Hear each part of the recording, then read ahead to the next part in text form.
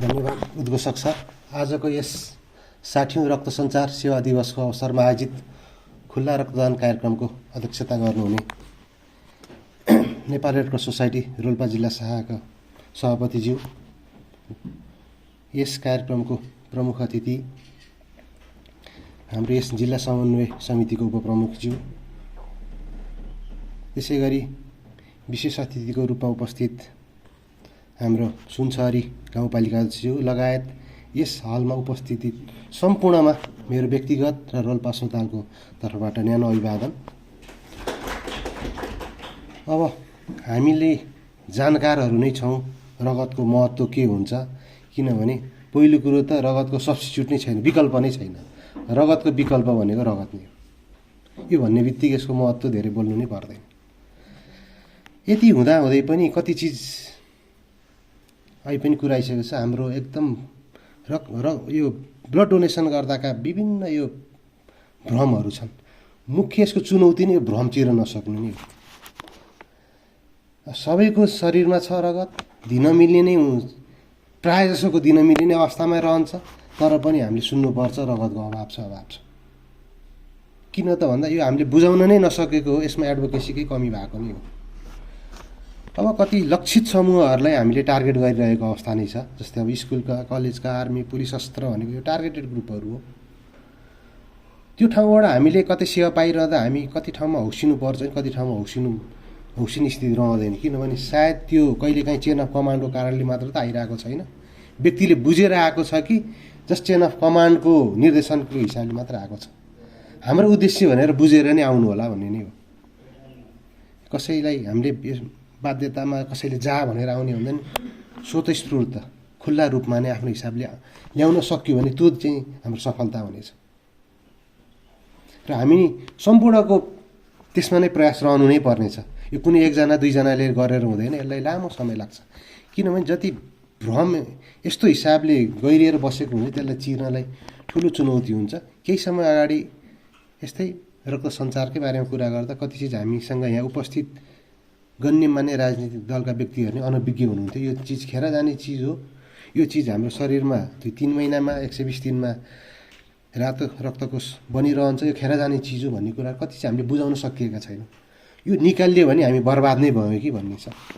त्यही भएर अस्पतालमा पनि कहिलेकाहीँ अरू बेला भिड हुन्छ, ल ब्लड दिनु पऱ्यो भन्ने अवस्था आयो भने त्यसपछि त्यो भिडको बिस्तारै आफै हट्दै जाने अवस्था रहन्छ।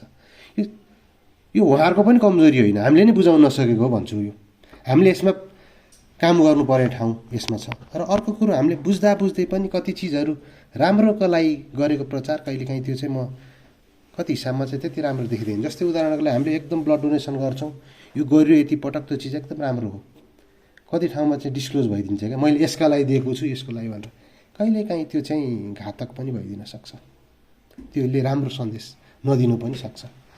हामीले ब्लड डोनेसन गर्ने नै हो, कसैको लागि ज्यान जोगाउने नै हो, त्यसको सबैले बुझिरहेको। तर कति कुरो कसका लागि केका लागि भन्ने त्यो गोपनीयता चाहिँ हामीले यो रक्त सञ्चार सेवा केन्द्रतिरबाट नै हामीले यो चाहिँ गोपनीयता चाहिँ मेन्टेन गर्नु नै पर्छ। हेर्नुहोस्, किन भोलि मान्छेको मन सधैँ एउटै हुँदैन। भोलि झन् तँलाई मैले रगत दिएर बचाएको, त्यो चाहिँ भोलिन्टरी चिज हो नि। यो त हामीले कसैको लागि केही पाउँछौँ भनेर गरेको नै होइन, हामीले स्वस्फूर्त गरेका चिज हो। यो चिजमा चाहिँ हामीले अलिकति ध्यान दिनु नै पर्नेछ। कति सोसियल मिडियामा देखिन्छ नै क्या यो चिजहरू चाहिँ। यो हामीले हुन त प्रचार होस्, राम्रो होस्, अरूलाई नि इन्करेजिङ होस् भनेर गइरहेको हुन्छौँ, उद्देश्य हाम्रो राम्रो हुन्छ क्या। तर कहिलेकाहीँ त्यसले दिने मेसेज फरक हुनसक्छ। त्यसकारण त्यसमा पनि हामी कहिलेकाहीँ सचेत हुनुपर्छ कि भन्ने कुरो मात्र मैले यसो जानकारी गराउन चाहेँ। अब यो रगतका कुराहरू जति गरे पनि सकिँदैन नि। हामी अस्पताल नजिक छौँ, हामीलाई अपरेसन कुनै पनि गर्न पूर्व तयारीको रूपमा नै रगत कम्तीमा 2 पोका हामीले तयार गर्नुपर्ने स्थिति रहन्छ। र हाम्रोमा चाहिँ अब गर्भवती महिलाहरूको पनि विशेष गरी अपरेसन हुने हुनाले यहाँ चाहिँ बढी नै महत्त्व नै छ। र यो त्यसैलाईको महत्त्वलाई नै मध्यनजर गर्दै मैले पनि आफ्नो काम गर्ने सिलसिलामा ब्लड ग्रुप चाहिँ मैले जुनसुकै टेस्टमा पनि रुटिन टेस्टको रूपमा नै लिने गर्छु कि। तर अलिकति मैले पनि कति ठाउँमा चाहिँ झकझगाउनु पर्ने स्थिति छ। जस्तै अब हामीले ब्लड ग्रुप गर्दा गर्दै अरू कमन टेस्टको बिचमा हालिदिँदाखेरि चाहिँ त्यो ब्लड ग्रुप गरेको हराउँदो रहेछ। बार बार एउटै मान्छेले गरिरहनु पर्ने स्थिति पनि रहँदो रहेछ।